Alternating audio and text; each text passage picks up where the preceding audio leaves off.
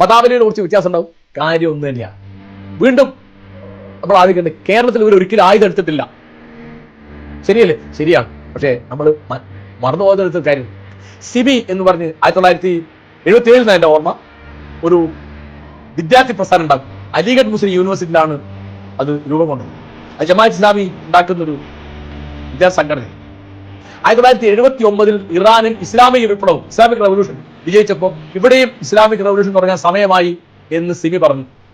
1980 കേരളം മുഴുവൻ ഇന്ത്യയുടെ മോചനം ഇസ്ലാമിലൂടെ എന്ന് ചുമര എഴുതിയത്, അത്തരം പ്രചാരണം നടത്തിയ ആരാണ്? സിമിക്കാര.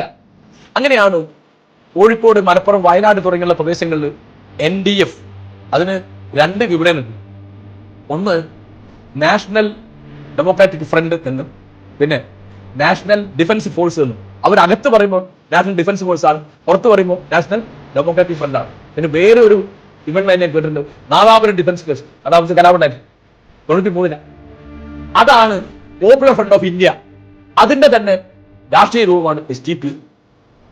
ഈ SDP, പോപ്പുലർ ഫ്രണ്ട്, NDF ആയുധം എടുക്കുന്നുണ്ടെങ്കിൽ അതിന്റെ പ്രചോദനം എന്ന് പറയുന്നത് മൗദൂദിയാണ്. അവര് മൗദൂദിസ്റ്റുകളാണ്.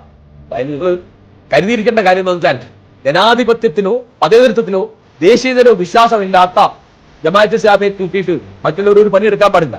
കേരളത്തിൽ LDF UDF മാറി മാറി അവരുടെ പിന്തുണ ലഭിക്കും.